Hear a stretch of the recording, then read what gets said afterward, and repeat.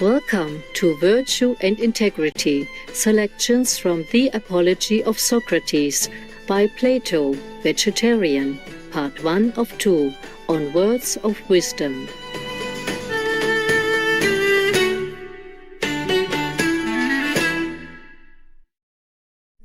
The venerated Socrates was born in Athens, Greece, circa 470 BC.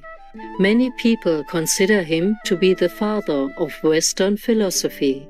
Others think of him as an insightful teacher and an enlightened master. Socrates believed that an individual's main purpose on earth was to discover the truth. He stated that most people focus their lives around their families, careers, and social responsibilities, when in fact they should be concerned about the welfare of their souls. With compassion for all life, Socrates followed and promoted a vegetarian diet. Most of the information about Socrates, his life, and his philosophy was transcribed after his departure by two of his students, Plato and Xenophon.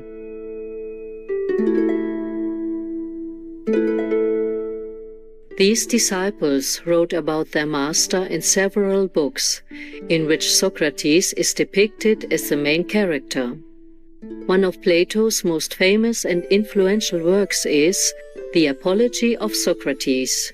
This is a philosophical, legal defense that Socrates used in the unjust court trial against him, which Plato recorded as an audience of the court. Here, Socrates expounds on the importance of being virtuous and choosing to do good, even in the face of hardship.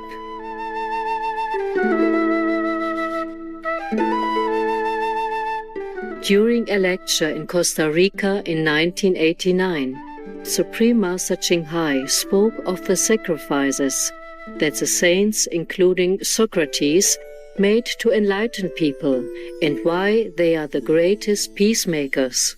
All the saints in the past worked very hard to enlighten people, even though by doing so they have to endure many kinds of criticism, misunderstanding, and hardship, sometimes even risking their lives, such as in the case of Jesus and Socrates. Also Buddha, many people wanted to kill him, also tried to blacken his name. But despite all of this difficulty, the saints always endure for the sake of people. The saints are the greatest peacemakers, the greatest politicians, who always bring peace into the world, the king without any throne, because they don't need anything in this world. Today we would like to present excerpts from Plato's The Apology of Socrates, where Socrates shows his wisdom and courage by explaining why we must do what is virtuous and right, and refrain from doing what we know is evil.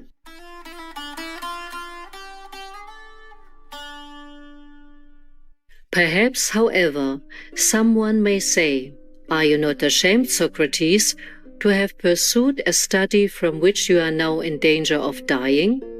To such a person I should answer with good reason. You do not say well, friend, if you think that a man who is even of the least value ought to take into the account the risk of life or death, and ought not to consider that alone when he performs any action, whether he is acting justly or unjustly, in the part of a good man or bad man.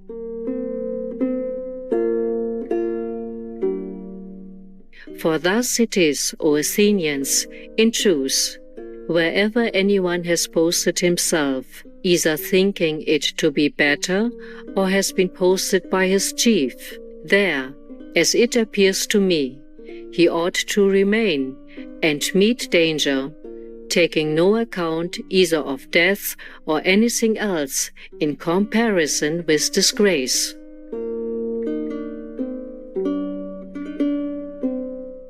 I then should be acting strangely, O Athenians, if, when the generals whom you chose to command me, assigned me my post at Potidea, at Amphipolis, and at Delium, I then remained where they posted me, like any other person, and encountered the danger of death.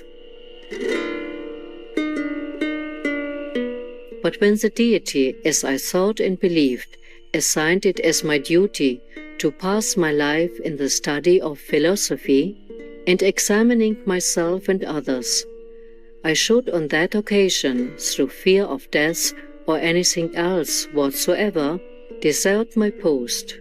Strange indeed would it be. And then, in truth, anyone might justly bring me to trial and accuse me of not believing in the gods, from disobeying the oracle, fearing death, and thinking myself to be wise when I am not.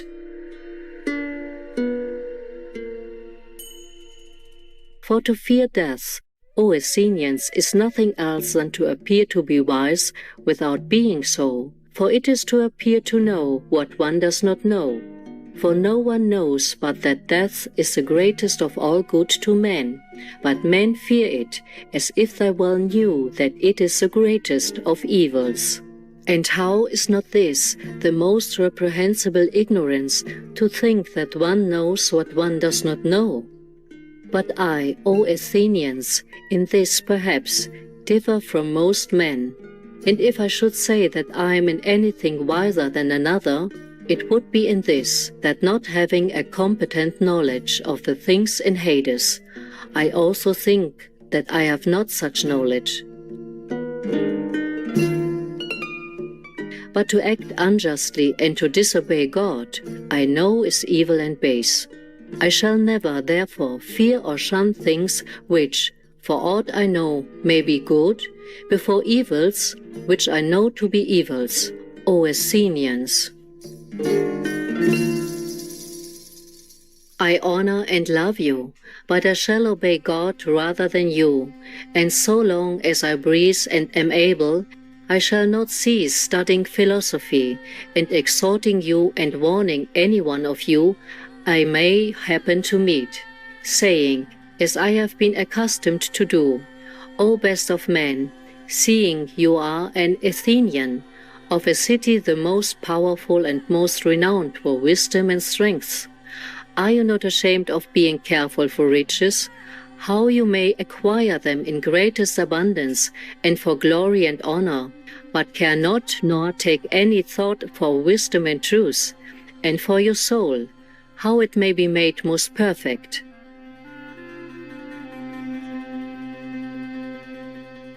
And if any one of you should question my assertion and affirm that he does care for these things, I shall not at once let him go, nor depart, but I shall question him, sift and prove him. And if he should appear to me not to possess virtue, but to pretend that he does, I shall reproach him for that he sets the least value on things of the greatest worth, but the highest on things that are worthless. Thus I shall act to all whom I meet, both young and old, stranger and citizen, but rather to you, my fellow citizens, because ye are more nearly allied to me. For be well assured, this the deity commands, and I think that no greater good has ever befallen you in the city than my zeal for the service of God.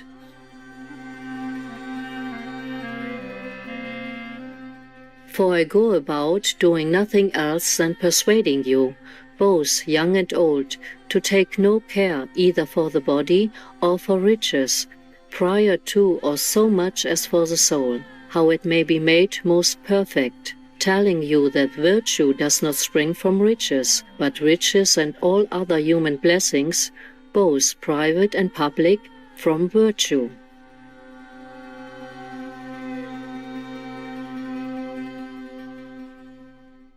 Making war, congratulations. Even the fetus, the unborn, already hate you. Thoughtful viewers, thank you for your company today for words of wisdom.